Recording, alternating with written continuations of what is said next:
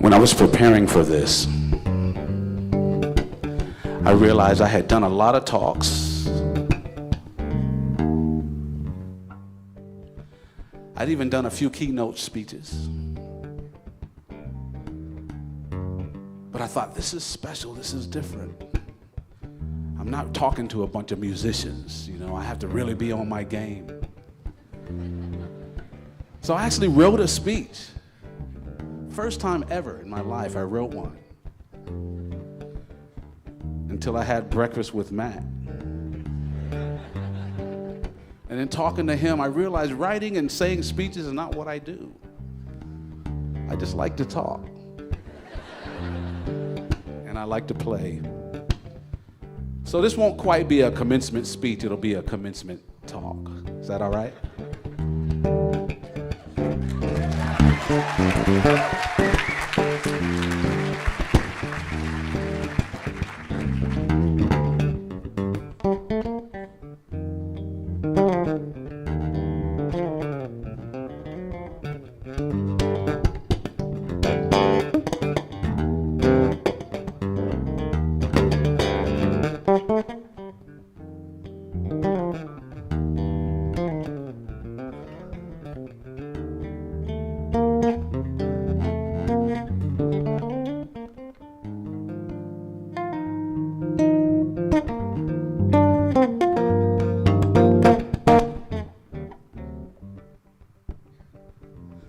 So as Matt said, I played music most of my whole life. I was born into it. And it's true, I've gotten a lot of awards. I've been praised.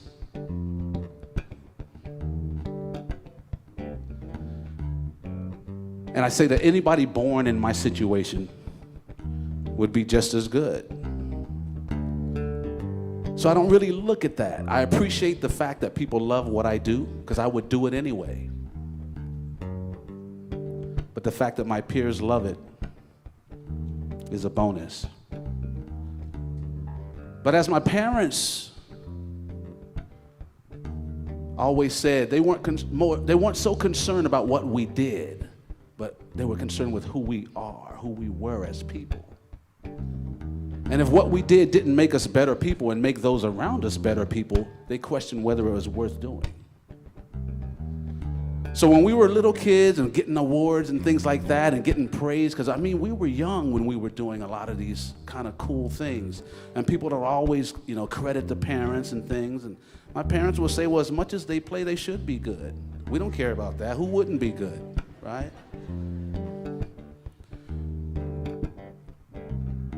But it's who they are as people is what we're concerned at. So I want to start with a quote that my mom would always say to us, boy. They would ask the five of us, they would say, what does the world need with just another good musician? Mom would say, we have plenty. What the world needs is good people. So they would say, if we're going to spend all these hours in the practice room, all this time at school studying, don't stop doing it. Just make sure it's making you good people. So I'd ask you the same thing. What does the world need with just another Rubenstein graduate? There's been over 4,000, right? What the world needs is good people. What the world needs is you, right? When you were born, and everybody here kind of knows what it took to become born. I don't have to go through that, right? But if you realize we've already won the most amazing race we will ever win. The most amazing race we will ever enter into, we've already won it. So we're already born special.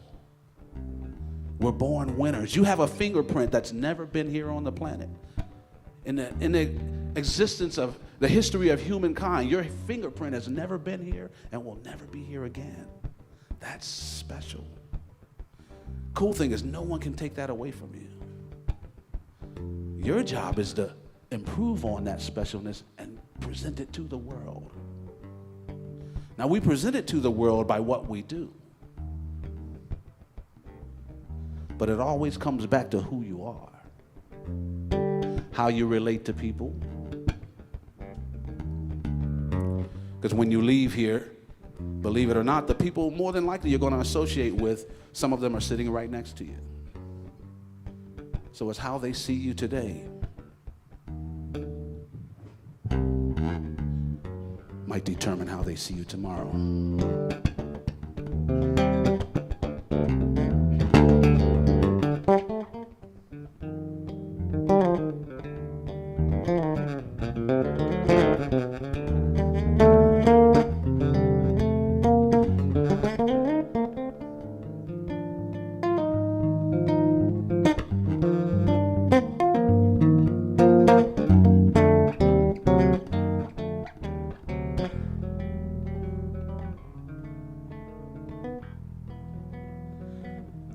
In your journeys, as you leave here, this is a happy moment.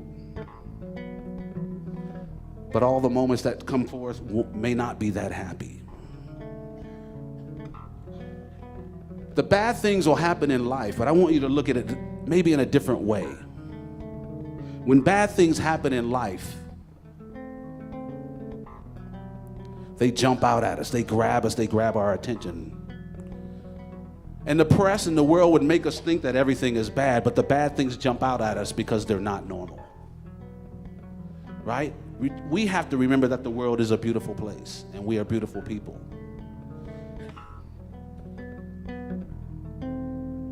Because the bad things jump out at us, that is proof.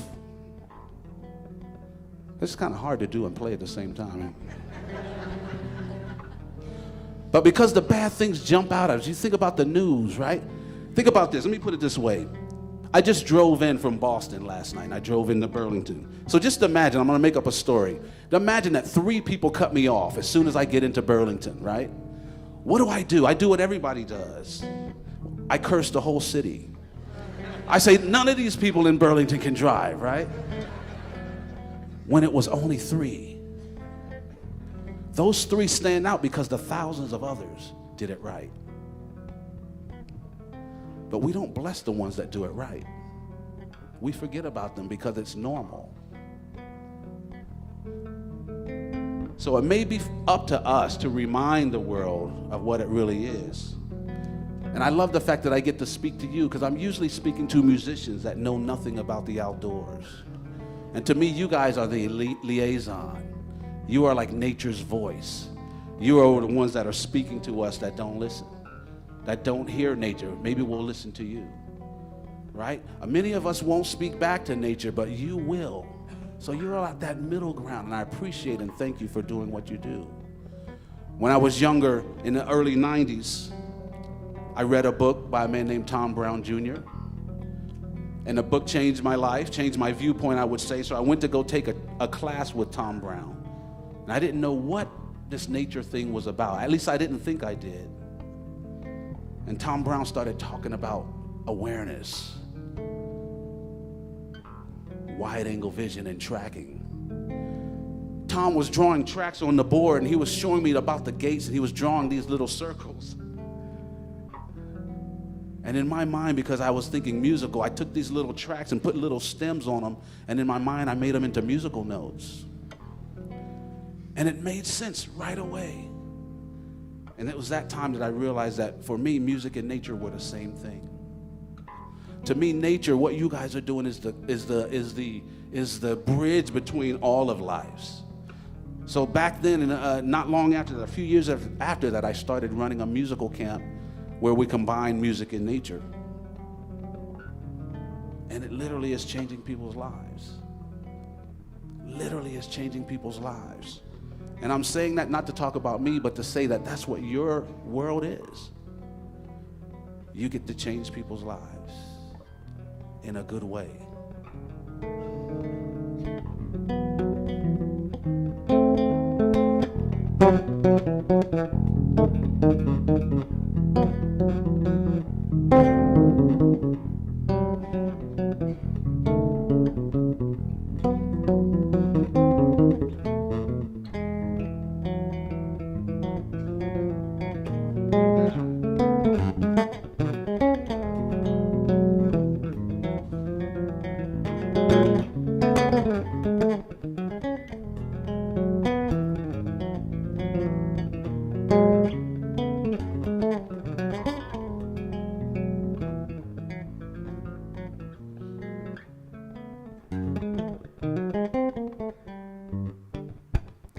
I've been working with a man named Bela Fleck for over 20 years. And I learned a lot about leadership from him. I always felt that music is a good way to address the world's issues. To be in a band, the best bands I've ever played in, all the instruments were different. And we don't curse those differences, we bless them. That's why I think the whole world should learn to play music. Then we might understand that differences are a blessing, not a curse. Bela Fleck always said that he was a leader among equals. Even though the band had his name in it twice, he still treated us as equals. Whenever he would bring a new song to the table, he would never tell us what to play. He would just play his part and allow us to hear the song fresh. Bela recognized that I would probably come up with a better bass part than him. I've never written a banjo part for him. So he would let me hear the song and come up with my own part. And as simple as that was, I realized that's the way to lead. He led in a way that brought out the best in us. If he had just told us what to play, he would have gotten his idea across. But I wouldn't have grown from it as much. So as you guys go out and become world leaders, which many of you will, lead in a way that brings out the best in people. And be a leader among equals.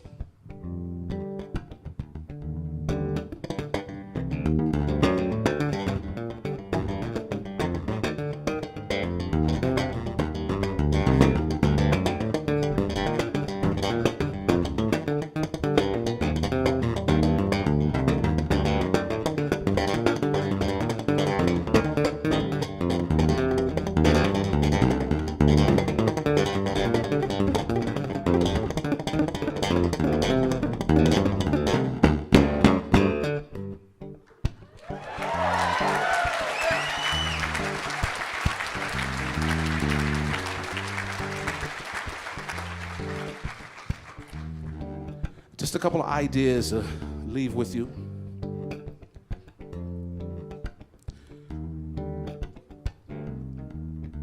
You're going to need a lot of guts to get out there and do what you do. For some of you, when I was getting an explanation of what a lot of you are going to be doing after you graduate, a lot of your jobs are, I would say, are a thankless job. You won't get the awards that I've gotten for just plucking on some strings, right? But I hope you're like me and not do your job for awards, but to do it because it's right. Because it's what the world needs.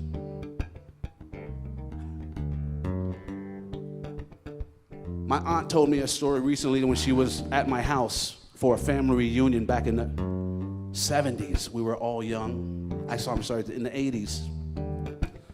And my aunt said my mom was up pacing in the middle of the night, and she asked my mom what was going on. My mom was agitated. She said, my mom said, all my friends are getting on me because I didn't go see my sons play at the Coliseum. And they think, well, you don't care about your son. You didn't. She said, I don't need to see them. I know my son. I've been knowing them my whole life. I've been seeing them play every day. I don't need to go see him at the Coliseum. She said, my friends think my sons are special because they play at the Coliseum. And the thing I didn't say is at this family reunion, we had probably 60 people. One of my brothers was sleeping under the kitchen table. Another one was in the chair. Another one was sleeping in the garage, you know. And my mom said, I don't care that they're getting awards and the fact that they're playing at the Coliseum. She said, I care about the fact that they'll play at the Coliseum and then come home and sleep on the floor.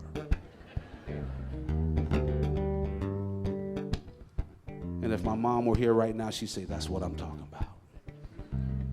It's who you are as people. And you bring who you are to what you do.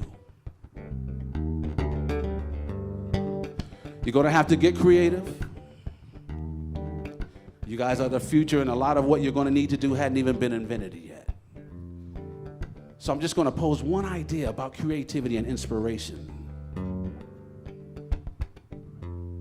A lot of times when you get inspired, you get creative, you feel a certain way. It's like being happy. There's a tingle. For me, my body starts to tingle. I say the next time it happens, you feel creative. Maybe like today. Remember this feeling. Put it in a data bank somewhere and remember what it feels like. It's one of the things I have learned to do through a lot of training with people like Matt and my other nature friends. I've learned the creative process, the inspiration process in reverse. When I need an idea, I create the feeling. I remember what inspiration feels like. And I can create the feeling, and the inspiration arrives, it shows up. So practice it. It might work.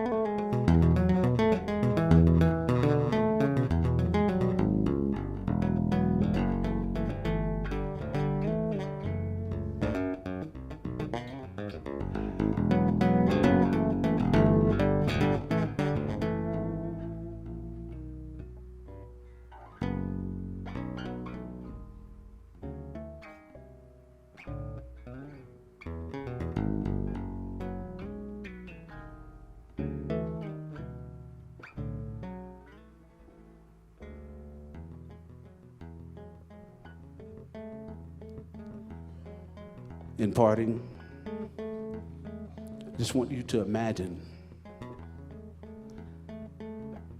that as a graduation gift, each of you was awarded $36,525. Not bad. But here's the catch. You're not going to get any more for the rest of your lives. So think about it. $36,525 you have cash, but you're not getting any more. Think about it. How would you treat that money? How would you handle it? I'm sure some of you would take very good care of it, spend it wisely, spend it on things that matter, maybe invest, give to people in need. $36,525. Well, if you live to be 100, that's 36,525 days, including leap years. So $1 a day, and you can probably not buy a house. And that's if you live to be 100. If you're male, cut off a bunch of years. If you're a person of color, cut off a bunch more years. First few years of your life, you don't even make your own decisions.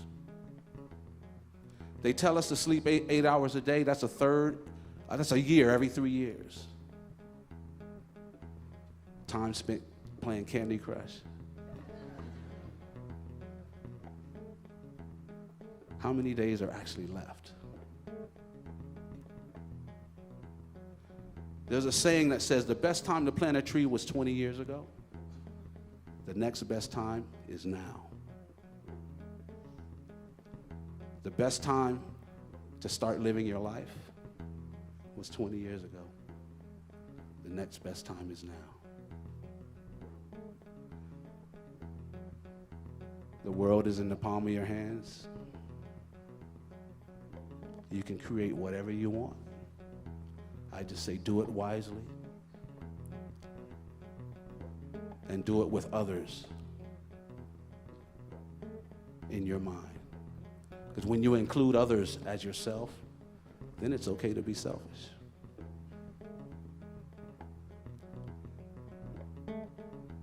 My name is Victor Wooten, and I congratulate you guys. And I thank you in advance for all the beautiful work you're going to do.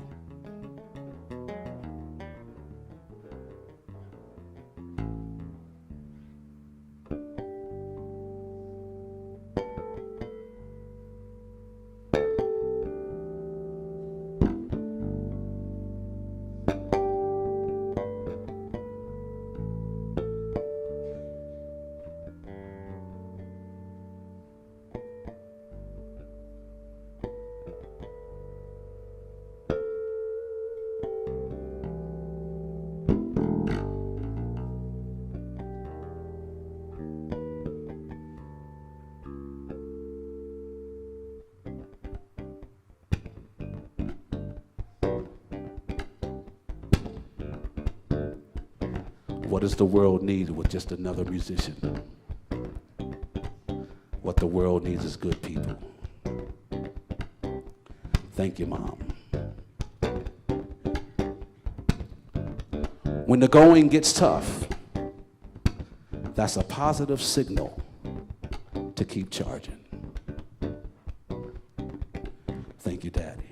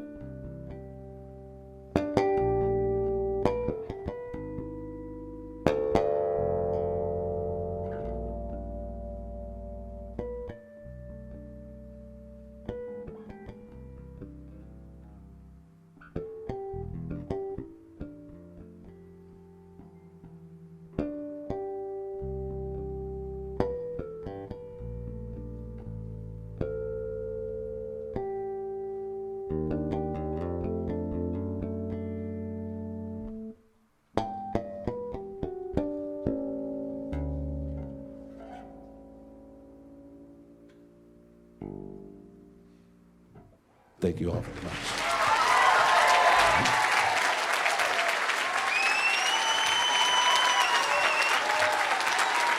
Thank you all. Y'all are graduates. I love you. Thank you very much.